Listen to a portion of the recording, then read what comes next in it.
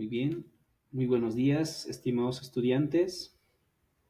Nosotros somos docentes del curso básico de la Universidad Mayor de San Simón de la materia de biología celular. Hoy hablaremos respecto al capítulo 17, respecto a citoesqueleto. Muy bien, entonces vamos a puntualizar cuáles son nuestros objetivos de aprendizaje. Número 1, describir la estructura de los filamentos intermedios y sus funciones, explicar la organización de los microtúbulos y sus funciones, reconocer la estructura y función de los filamentos de actina y describir el mecanismo de contracción muscular. Entonces, a forma de introducción, vamos a ver que el citoesqueleto prácticamente son todas esas proteínas que van a darle forma a la célula y van a permitir organizar todos sus componentes internos. Entonces, el citoesqueleto adopta diferentes formas celulares de acuerdo al tipo de célula que estemos hablando. Es importante para interactuar mecánicamente con el entorno, ya que va a formar uniones celulares. Además de esto, es importante porque permite movilizar moléculas y orgánulos, ya sea dentro de la célula o a la célula en su integridad como tal. También es importante porque participa en la división celular y en la estabilización tisular. Entonces, es una estructura sumamente dinámica. Todo el tiempo está en movimiento. ¿Ok? Aparte de esto, el citoesqueleto controla la localización de los orgánulos y provee una maquinaria de transporte entre ellos. Si nos enfocamos en la imagen, acá tenemos gran cantidad de estructuras proteicas que van a formar microtúbulos, filamentos intermedios, filamentos de actina, etcétera, que no solamente van a dar localización específica a los orgánulos internos de la célula, sino que también van a permitir que esta célula interactúe con el medio externo. Entonces, hay tres tipos de filamentos proteicos específicos. Tenemos los filamentos intermedios, tenemos los microtúbulos y los filamentos de actina. Dentro de las características de los filamentos intermedios, prácticamente son bastante flexibles y resistentes, y una característica fundamental es de que van de un extremo celular hacia el otro extremo celular rodeando el núcleo de la célula. Entonces, estos filamentos intermedios más o menos tienen un diámetro de 10 milímetros. Existen 4 tipos de filamentos intermedios que vamos a analizar, ¿no? Tenemos los filamentos de queratina, los filamentos, los neurofilamentos, los filamentos de vimentina y las laminillas nucleares, que lo vamos a analizar posteriormente. Por otra parte, tenemos a los microtúbulos, que son estructuras rectas, largas, son bastante fuertes y tienen como eje principal el centrosoma, que es una estructura proteica que va a determinar la dirección, el tamaño del microtúbulo. Más o menos los microtúbulos miden 25 nanómetros de diámetro y están formadas por subunidades de tubulinas. Vamos a ver una tubulina alfa, una tubulina beta, ¿no? Y luego tenemos los filamentos de actina, que son también llamados microfilamentos, que son estructuras lineales, son estructuras flexibles, prácticamente se encuentran en toda la célula, pero se agrupan más por debajo de la membrana celular, lo que conocemos la corteza celular, y tienen un diámetro de más o menos 7 nanómetros. Entonces, los tres componentes del citoesqueleto claramente diferenciados son los filamentos intermedios, los microtúbulos y los filamentos de actina. Estos van a prácticamente darle toda esa estructura celular, esa movilidad celular e esa interacción entre las células. Entonces, por eso es muy importante conocerlos.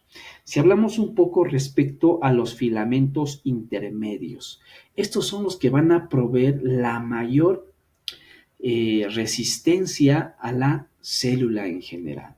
Entonces acá tenemos, por ejemplo, un modelo de una célula donde prácticamente vemos que el filamento intermedio va desde un extremo de la célula hacia el otro extremo, rodeando el núcleo.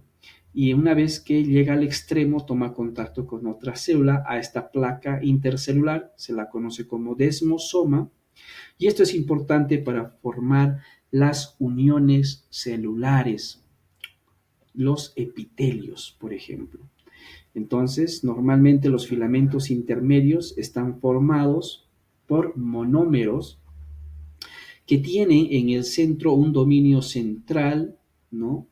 Y en los extremos tiene los dominios laterales, un grupo amino y un grupo carboxilo, ¿no? Acá está la cabeza y acá está la cola. Cuando dos monómeros se unen, forman un dímero, y cuando los dímeros se unen, forman un tetrámero antiparalelo, escalonado. O sea, si nos fijamos, la cabeza no está en relación o no está a la altura de la cola, ¿no? Por eso se dice que es escalonados y unidos por enlaces no covalentes. Cuando varios tetrámeros se unen, forman octámeros, y estos octámeros van a formar el filamento intermedio. Por eso es muy importante conocer esa estructura. Entonces, estos filamentos intermedios, si los vemos en una microscopía electrónica, vamos a ver que están conectando una célula con otra, y estos filamentos intermedios van desde un extremo de la membrana celular hacia el otro. Esa conexión que hay entre una célula y otra, acá, ¿no? O en esta otra imagen, la conexión de una célula con otra que está por acá, por ejemplo, se conoce como desmosoma. Desmosoma. Entonces, los filamentos intermedios tienen una gran resistencia, toleran el esfuerzo mecánico que está asociado al estiramiento. Entonces, habíamos dicho que en el citoplasma hay tres tipos de filamentos intermedios: queratina, bimentina, neurofilamentos. En el núcleo está el cuarto tipo de filamento intermedio, que se conocen como la lámina nuclear o la laminilla nuclear, que prácticamente va a determinar la estructura y la forma del núcleo como tal. Entonces, los filamentos intermedios forman una red sólida, duradera, en el citoplasma de la célula. Entonces, si nosotros nos enfocamos prácticamente en la imagen, vamos a ver lo siguiente. Aquí tenemos prácticamente un monómero helicoidal que tiene su grupo carboxilo, su grupo amino. Cuando dos monómeros se unen, forman un dímero que tiene ese aspecto espiral, que tiene a su vez una cabeza y una cola.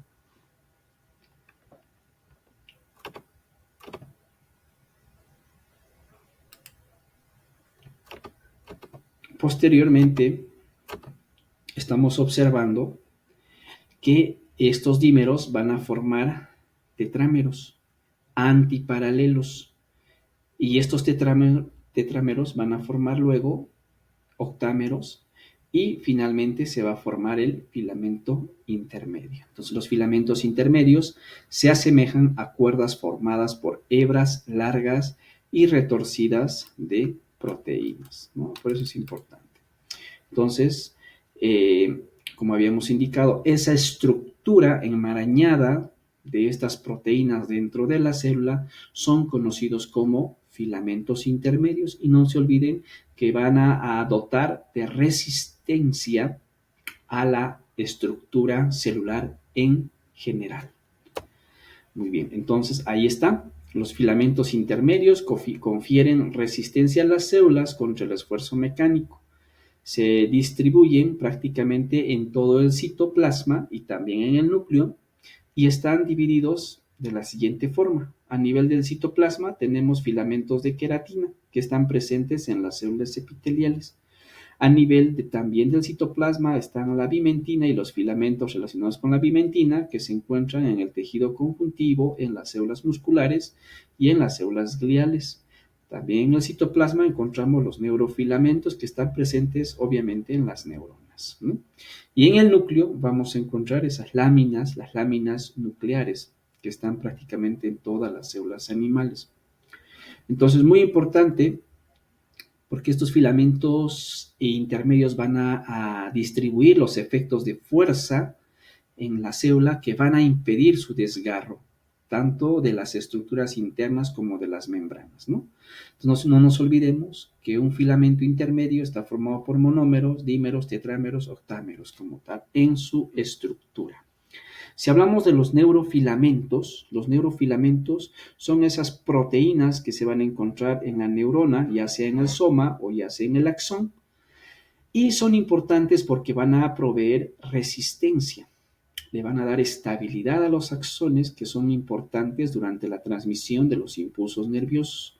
Cuando hay una acumulación anormal de estos neurofilamentos en la neurona, aparece esta famosa enfermedad, la esclerosis lateral amiotrófica, también llamada ELA, o la enfermedad de Lou Gehrig, que consiste en un tipo de parálisis muscular segmentaria.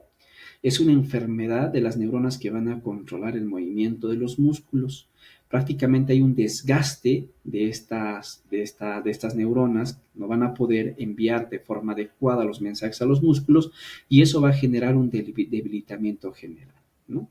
Entonces, ¿qué partes del cuerpo se pueden afectar? Músculos que tienen que ver con la respiración, la deglución, el habla, músculos que controlen la motricidad de las extremidades, tanto superiores como inferiores. ¿Cuáles son los síntomas? Generalmente se presentan después de los 50 años. Puede haber dificultad para respirar, disfagia, puede haber caída de la cabeza debido a la debilidad de los músculos cervicales, puede haber debilidad muscular progresiva, calambres musculares, fasciculaciones, parálisis de alguna parte del cuerpo, problemas en el lenguaje. Afecta normalmente a 5 personas por cada 100.000 habitantes en el mundo y aquellos factores de riesgo importantes comprometidos son el sexo masculino, la genética como tal y la edad más de 40 años. Tenemos el típico ejemplo de este gran científico Stephen Hawking, que prácticamente fue un científico muy reconocido a nivel mundial por todas sus contribuciones científicas intelectuales, pero que él experimentó esta enfermedad haciendo que prácticamente ya ni pueda hablar y solo su comunicación sea a través de un monitor, ¿no? Entonces, en esto consiste esta enfermedad de la esclerosis lateral amiotrófica. El otro tipo de filamentos intermedios los vamos a encontrar dentro de la membrana nuclear. Ahí tenemos una membrana nuclear, ¿no? Tenemos los poros nucleares. Acá tenemos el material genético. Entonces, entre el material genético y la membrana nuclear, vamos a encontrar acá de azul la lámina nuclear, que es el cuarto tipo de filamento intermedio que encontramos en la célula. Entonces, esta lámina nuclear es muy importante porque va a estabilizar las estructuras intranucleares, si vale el término, con las estructuras del citoplasma. Cuando hay fallo de esta lámina nuclear, la persona experimenta una desestabilización estructural conocida como la progeria. La progeria son trastornos bastante raros de envejecimiento prematuro en aquellas personas que la padecen. Entonces los niños acá generalmente tienen tendencia a tener, por ejemplo, caída del cabello, piel arrugada, pérdida de dientes, enfermedad cardiovascular cuando llegan hasta la adolescencia, ¿no? Como estamos viendo aquí en la imagen, ¿no?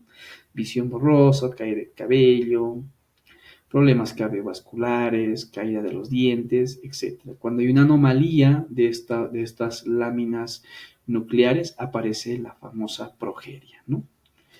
¿Qué más? Entonces, hay que también tener en cuenta también que prácticamente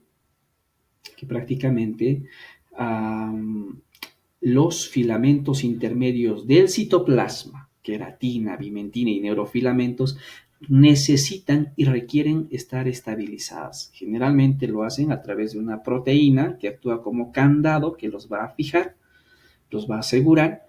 A esas proteínas se llaman plectinas, que solo se encuentra en el citosol, no está en el núcleo. Entonces, estas proteínas conectoras van a vincular filamentos del citoesqueleto y también van a puentear, como dice la envoltura nuclear.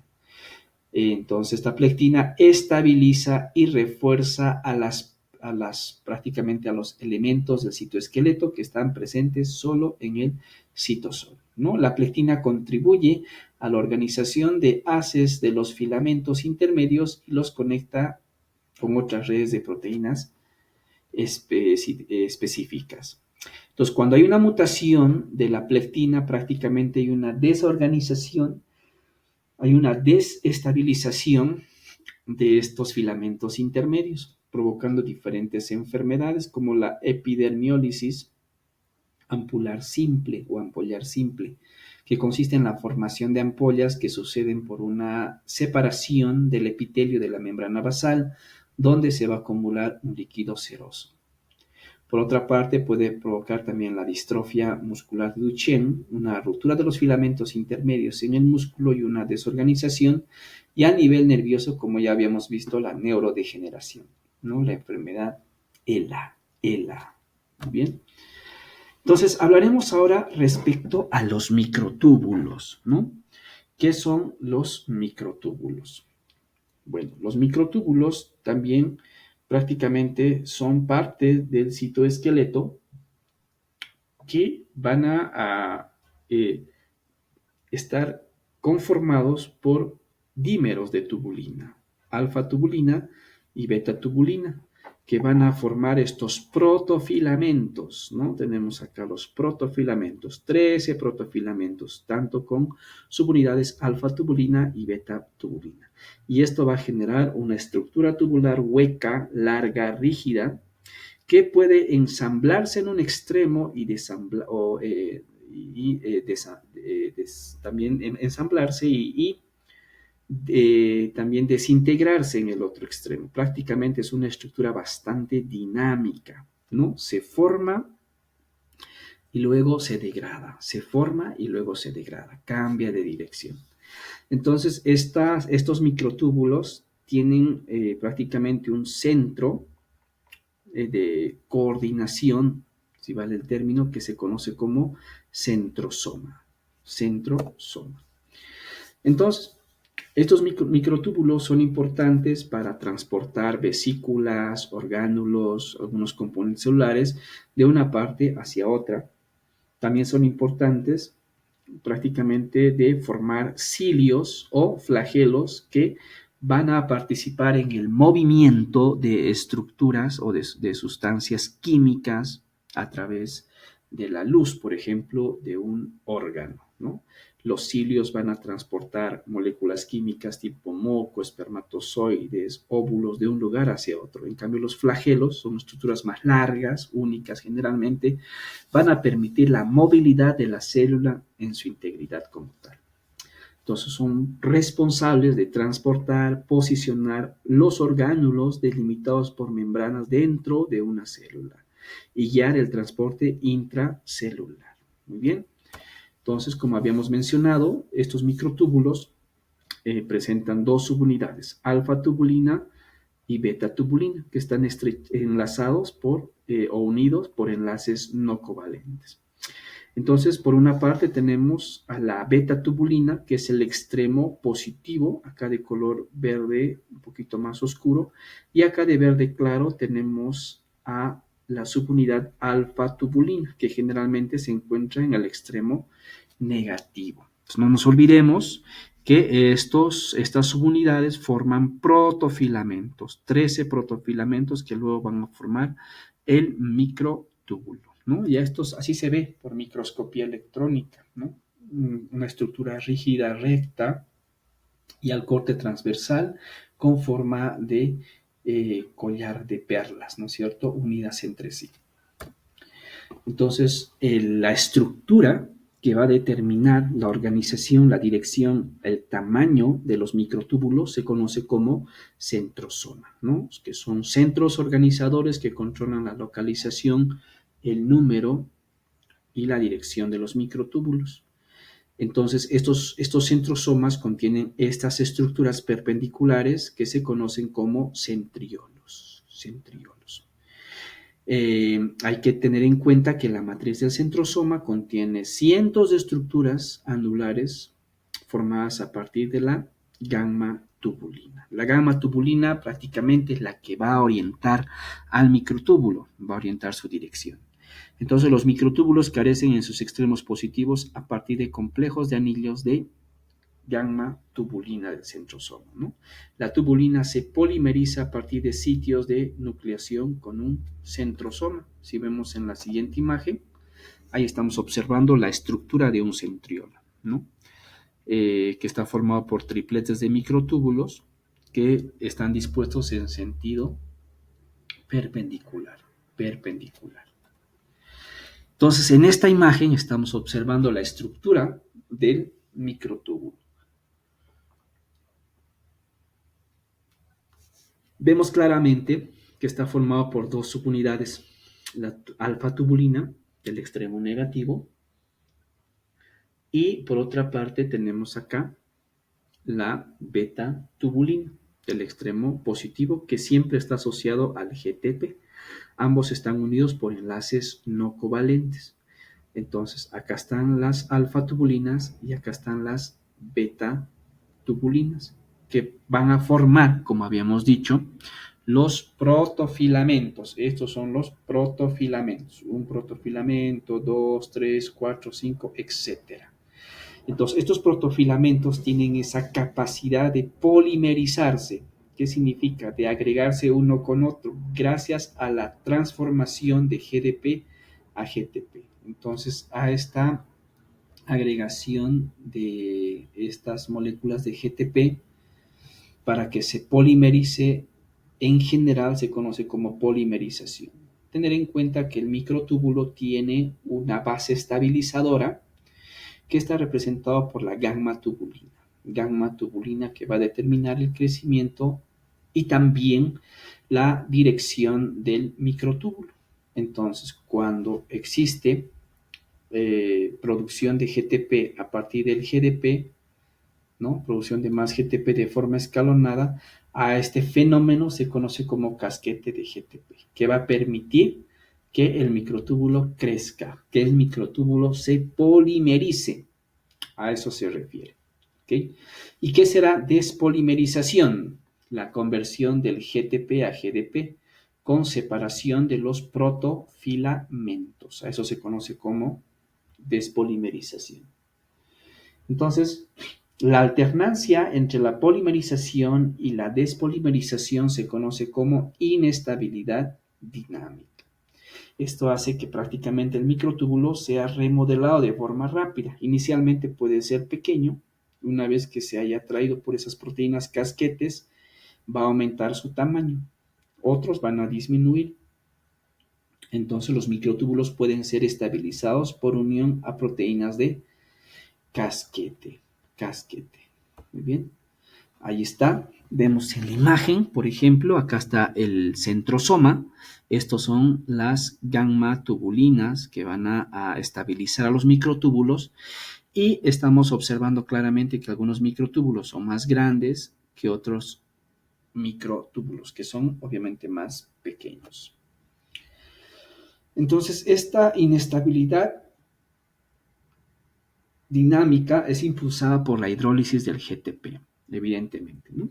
Entonces, la molécula de GTP, si ustedes recuerdan, está unida a la beta tubulina, que es hidrolizada obviamente a GDP después de la adición del dímero a un microtúbulo en crecimiento. Entonces, el extremo de un microtúbulo que crece rápidamente está compuesto por completo de dímeros de GTP tubulina y forman el famoso casquete del GTP. Muy bien.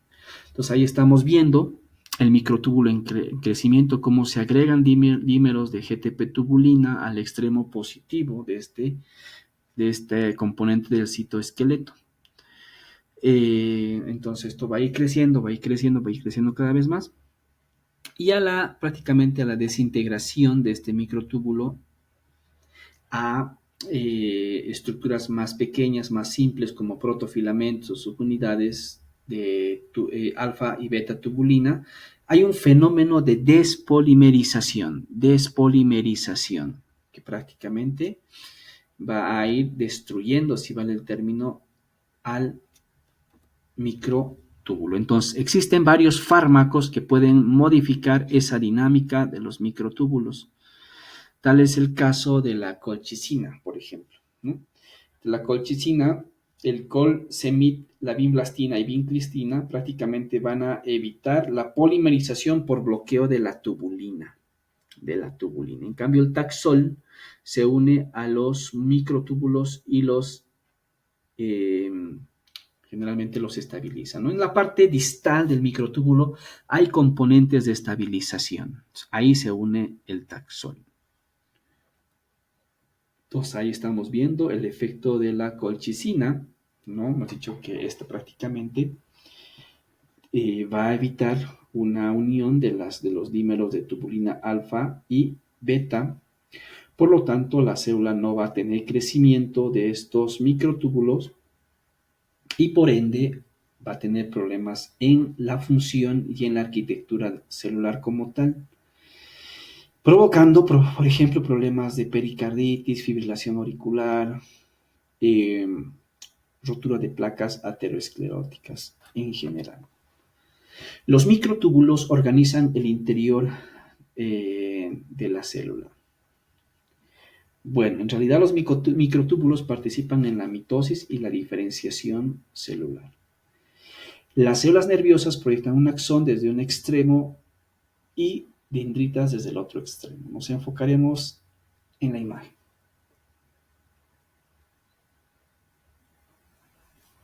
Nosotros estamos observando acá, por ejemplo, una neurona. Aquí está el cuerpo neuronal, aquí están las dendritas. Y por aquí debería de estar prácticamente el centrosoma. Estas estructuras de color verde se conocen como microtúbulos. Entonces, los microtúbulos van a guiar el transporte de orgánulos, de vesículas y macromoléculas en ambas direcciones a lo largo de la célula nerviosa. Entonces, obviamente hay proteínas que van a permitir el transporte anterógrado hacia adelante del cuerpo neuronal hacia la cola, se llaman cinesinas, y hay otras proteínas que van a promover el transporte del compuesto químico desde la cola hacia adentro, hacia el centro. Esas proteínas se llaman cinesinas. Eso es muy importante conocer, ¿ya? Entonces acá dice transporte retrógrado al cuerpo celular, ¿no? Y transporte externo al terminal axónico. Entonces, si analizamos la imagen y el cuadro, vamos a ver lo siguiente.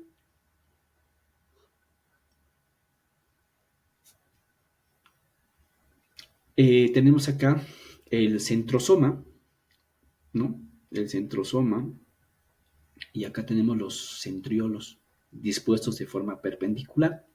Y acá tenemos estas son las famosas gamma globulinas, perdón, gamma tubulinas, que van a determinar el tamaño, la localización y el direccionamiento de los microtúbulos.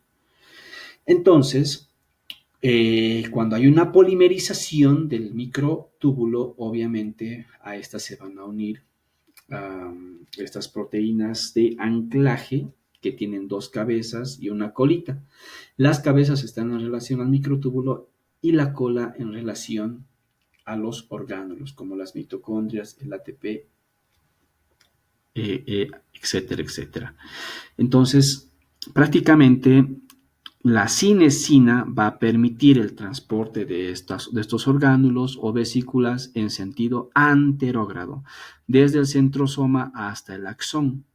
En cambio, la adeneína pues hace al revés, ¿no? La adeneína transporta estas moléculas desde la parte periférica hasta el centroplasma.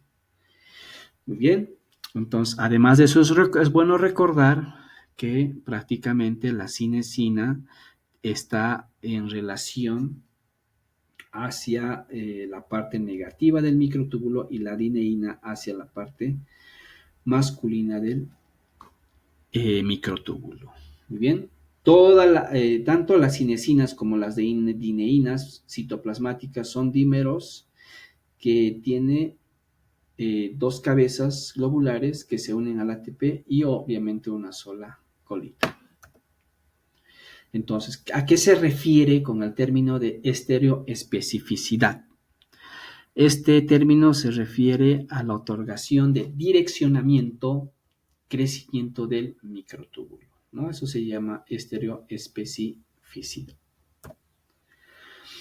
Entonces, estos microtúbulos, estas redes de microtúbulos rectos, huecos, largos, van a determinar la posición específica del orgánulo dentro de la célula. Muy bien. Entonces, los microtúbulos y proteínas motoras desempeñan un papel importante en la determinación de la posición de los orgánulos. Por ejemplo, el retículo endoplasmático liso generalmente casi siempre se encuentra al lado de la membrana nuclear, ¿no? El aparato de Golgi también se encuentra cerca de la membrana celular o el centrosoma. Entonces, estos orgánulos van a determinar justamente esa estructura en las células.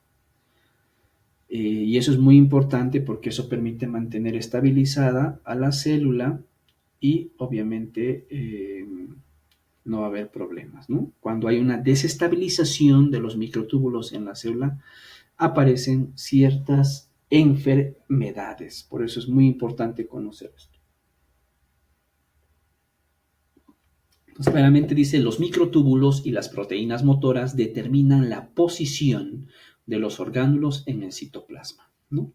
Los microtúbulos y proteínas motoras determinan la posición de orgánulos determinados por membrana dentro de la célula eucarionte. Ahora, existen dos tipos de prolongaciones especializadas que están formadas por microtúbulos. Tenemos ahí los cilios y los flagelos, ¿no? Los cilios son estructuras piliformes de 0.5 milímetros de diámetro que pueden transportar polvo, pueden transportar agua, ovocitos, moco, espermatozoide, etcétera, etcétera. Entonces, estos cilios tienen un movimiento similar al látigo. Entonces, con un golpe de resistencia, ¿no? Que prácticamente se va hasta el otro extremo. Hay que tener en cuenta que estos cilios están conformados en su configuración interna por más o menos 20 protofilamentos. 20 protofilamentos, ¿no? Entonces tenemos 9 dupletes de protofilamentos en la parte periférica y 2 en la parte central, ¿no?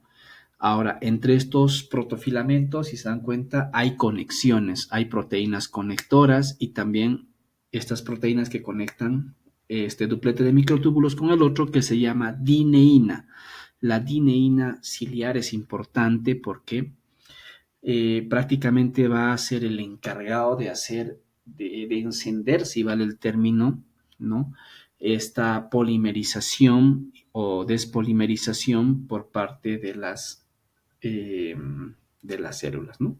Entonces, la dineína ciliar es una proteína que actúa como engranaje para que pueda funcionar este cilio.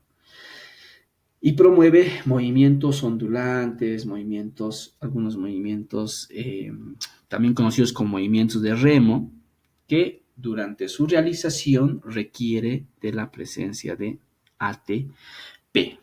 En esta otra imagen estamos viendo numerosos cilios que son similares al pelo que se proyectan desde la superficie de las células epiteliales que revisten el aparato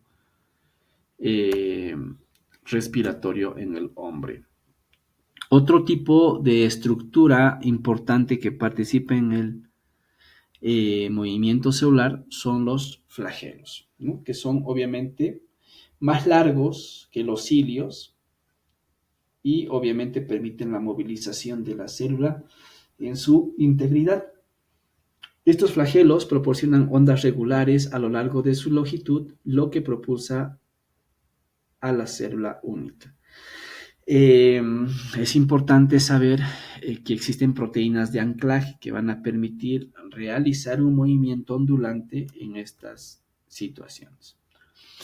Entonces, aquí está una imagen donde prácticamente estamos presentando la arquitectura de la parte interna de la célula. Entonces acá en esta microscopía electrónica vemos 9 pares de microtúbulos o de protofilamentos y al centro 2 pares de protofilamentos. Entonces los protofilamentos están unidos por brazos de dineína, por una parte, ¿no?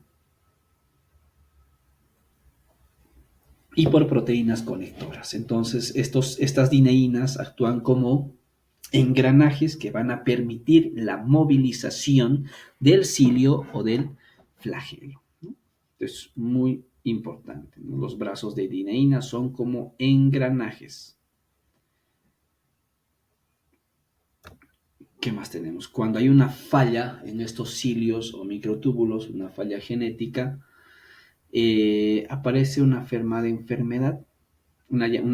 enfermedad conocida como el síndrome de Cartagenera, donde los cilios, los flagelos no funcionan adecuadamente en el epitelio respiratorio, haciendo que se acumule moco, ¿no? Y esto generando neumonías repetitivas y tos. Por otra parte, a nivel de los senos paranasales, si los microtúbulos no funcionan de forma adecuada, igual hay fenómenos recurrentes de sinusitis y también participa de alguna forma en la fecundación y el transporte en este caso del cigoto desde la trompa hacia el útero.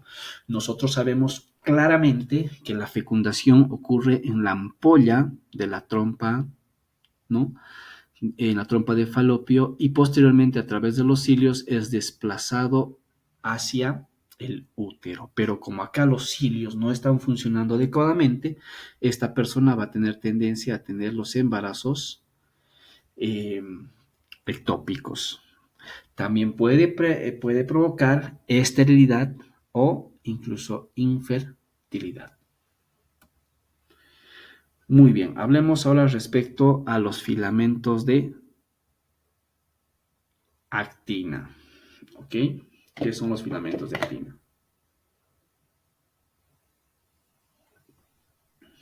Bueno, estos filamentos de actina que se encuentran en la mayor parte de las células animales van a permitir que la célula adopte una variedad de formas y también funciones. Estos están conformados por polímeros de la proteína actina en la mayor parte de las células eucariontes, ¿no? Y es muy importante porque participan en el movimiento celular y obviamente también van a ser importantes para poder estabilizar diferentes tipos de tejidos. Entonces los filamentos de actinas generalmente son delgados y son flexibles, son delgados y flexibles. Tenemos ahí los filamentos de actina que miden más o menos 7 nanómetros de diámetro y cada una de ellas está formado por monómeros de actina globular que son bastante idénticos, que tienen un extremo positivo y tienen un extremo negativo, que van a entrelazarse entre sí como si fuera una hélice. Entonces ahí vemos en microscopía electrónica cómo se ve un filamento de actina, evidentemente.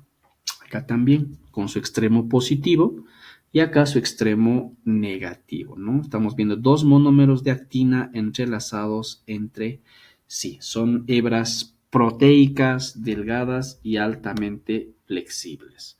Entonces, la actina y la tubulina se polimerizan mediante mecanismos similares. Ya sabemos qué significa polimerizar. Significa agregar subunidades para formar, en este caso, estructuras tipo protofilamentos o estructuras más grandes. Tenemos acá el extremo negativo del filamento de actina y aquel el extremo positivo que se va a empezar a polimerizar gracias al ATP. Entonces, poco a poco va a ir creciendo nuestro filamento de actina, especialmente en el extremo positivo, ¿no? Dice claramente los filamentos de actina pueden crecer por el agregado de monómeros de actina en cualquiera de los extremos, pero la velocidad de crecimiento es mucho más rápida en el extremo positivo. Ciertas toxinas de hongos o esponjas de mar pueden alterar la función de estos filamentos de actina, ¿no? Algunos fármacos como la faloidina, la citocalcina o la culina van a tener acciones en estos filamentos de actina. La faloidina, por ejemplo, se une a filamentos y los estabiliza. O sea, se une a la última parte de la subunidad que va a formar el filamento de actina y no permite que más subunidades se agreguen ahí. La citocalcina recubre los extremos positivos de los filamentos, lo que impide su polimerización. Acuérdense, ¿no? Los extremos positivos. Y la latrunculina se une a los monómeros de actina e impide su polimerización.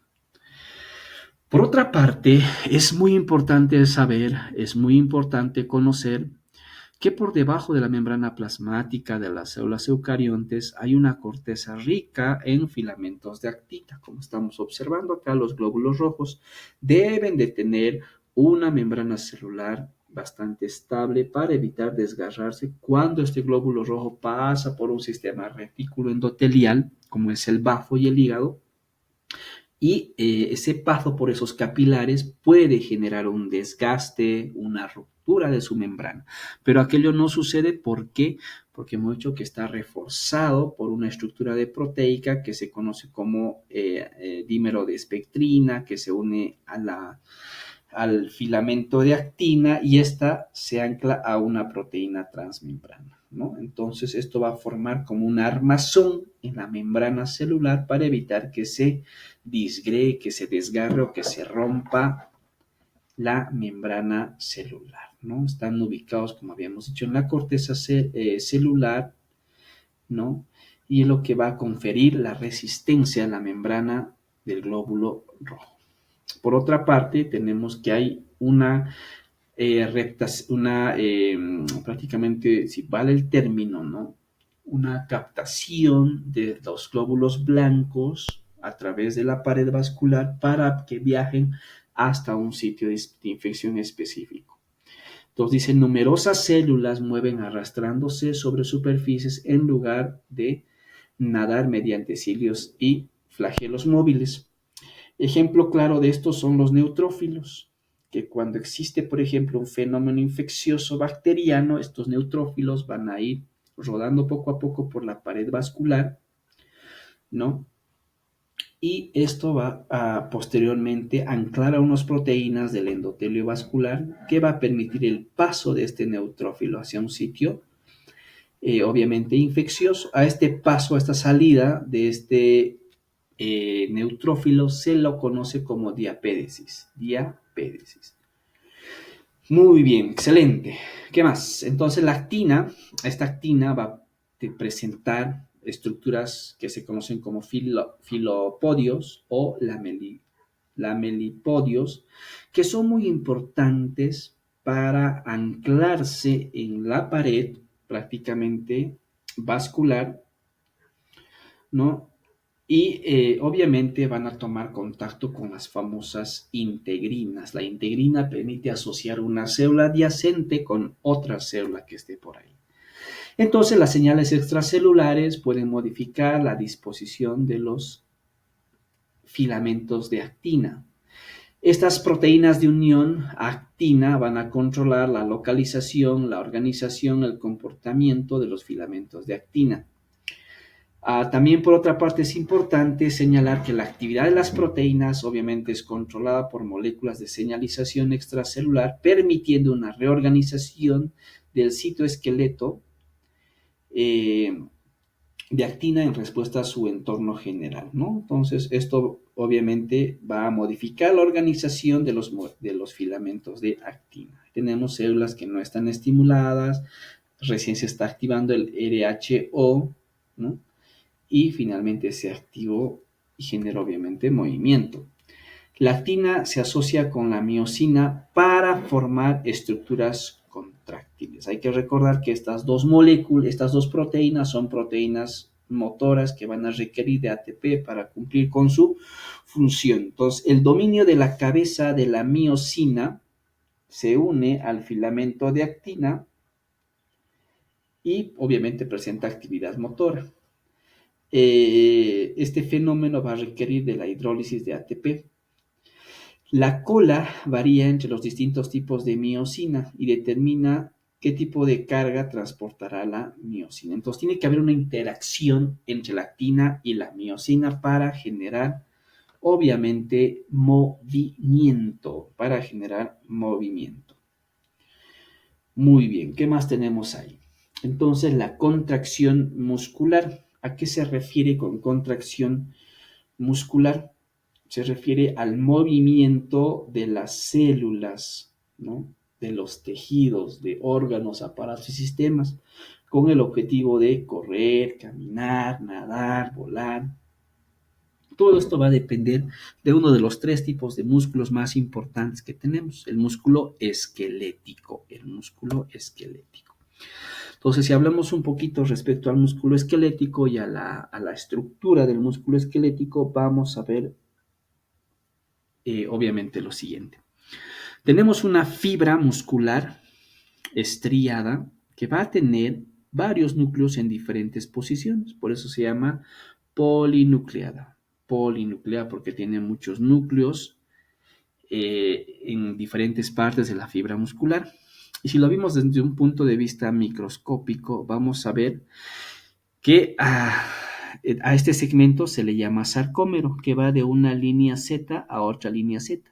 Lo blanco es considerado como filamentos de actina y lo negro es considerado como filamentos de miosina. Entonces, todo el tiempo hay un juego entre ellas, entre actina y miosina, para poder generar movimiento. Ahí está, tenemos ahí una fibra muscular, tenemos aquí el núcleo dispuesto en varias posiciones, tenemos el sarcolema, tenemos a las mitocondrias, hay mucha mitocondria en el músculo en general, y acá tenemos las miofibrillas. Entonces ahí tenemos, por ejemplo, la, eh, los componentes del sarcómero. Tiene un filamento fino, ¿no? Periférico, y un filamento grueso que obviamente se encuentra medialmente más hacia medial, hacia la línea M, hacia la línea M. Y el sarcómero se extiende de línea Z a Z. Los filamentos de actina obviamente son más gruesos, como estamos observando en la parte central, en cambio los filamentos de actina son más delgados. Tener en cuenta también lo siguiente, ¿no? Evidentemente un sarcómero va de una línea Z a otra línea Z. En la parte central están estos filamentos gruesos de miosina y en la parte periférica están los filamentos delgados de actina que van a permitir una interacción entre ellas para poder generar movimiento. Entonces, para generar el movimiento de estas células musculares, del corazón, etcétera, se requiere de la presencia de calcio. Esto es súper importante. El calcio nosotros sabemos que se almacena no solamente en los túbulos T, sino que también se almacena en el retículo endoplasmático, de preferencia en el retículo endoplasmático liso. Ese calcio debe ser liberado al torrente sanguíneo para posteriormente generar, ¿no?, una contracción muscular. ¿Qué dice? La contracción muscular es desencadenada por un súbito aumento de calcio citosólico, ¿no? La interacción molecular generadora de fuerza entre los filamentos de actina y de miosina solo tiene lugar cuando el músculo esquelético recibe una señal para contraerse desde una neurona motora. Lo que habíamos dicho, muy importante, el retículo endoplasmático liso y el túbulo T tienen almacenado gran cantidad de calcio que va a ser y tiene que ser liberado hacia el espacio intersticial, no tanto del retículo endoplasmático y como del túbulo T, para que una vez liberado se generen estos potenciales de acción, ¿no? Bien, ¿qué más? Entonces hay distintos tipos de músculos, ustedes ya saben, músculo liso, músculo cardíaco, ¿no? Eh, el músculo esquelético, el músculo esquelético. Entonces el músculo liso generalmente es un músculo involuntario, es un músculo involuntario que se va a encontrar en las vísceras huecas, en los vasos sanguíneos, en el estómago, intestino, útero, arterias, y va a generar contracciones involuntarias, lentas y sostenidas. El músculo cardíaco, por otra parte, se encuentra en la pared del corazón, se llama miocardio. Entonces, y luego también tenemos las células musculares, las fibras musculares, ¿no? Entonces, estas fibras musculares, como habíamos dicho ya, son de control voluntario, no son de control autónomo como el músculo cardíaco o el músculo liso, son de control por el sistema nervioso central, ¿no? Se puede controlar, de control voluntario. Esto es voluntario, estos dos son involuntarios. Entonces, ahí tenemos un músculo liso que se encuentra prácticamente en la pared de las vísceras huecas y también en la pared de los vasos sanguíneos. Generalmente son fibras musculares que en microscopía se ven fusiformes con un núcleo central y no tiene estrías. El músculo cardíaco y el músculo estriado esquelético sí tienen estrías, bandas claras y bandas oscuras, bandas claras y bandas oscuras. La diferencia es que el músculo cardíaco es involuntario a diferencia del músculo esquelético que es obviamente voluntario. También es importante recalcar que la forma del músculo estriado es a través de cilindros, como cilindros, y la forma del músculo cardíaco es escalonada, como estaría formando escaleras, ¿no? En el músculo estriado los núcleos son periféricos, en cambio, en el músculo cardíaco y en el músculo liso los núcleos son netamente centrales. Muy bien, listo. Entonces, hasta ahí hemos hecho prácticamente un resumen de todo lo que corresponde al capítulo de citoesqueleto, al capítulo número 17. Siempre recomendable, por favor, que ustedes lean su texto, utilicen los gráficos, utilicen las imágenes, la letra, o sea, tienen que manejar todo el tema, ¿ya? En caso de que tuviesen algún tipo de duda, pueden plasmarla en la sección de foro. Conmigo las respuestas son los días sábados, ¿no? Y también pueden hacer cualquier tipo de interrogante que tengan en las clases presenciales. Entonces, muchísimas gracias, distinguidos estudiantes. Espero les haya servido de algo esta presentación y tienen que seguir estudiando más, cada día más y más motivarse para poder conseguir el objetivo. Entonces, con esto damos prácticamente por concluido el tema de citoesqueleto y conmigo será hasta la próxima. Muchísimas gracias.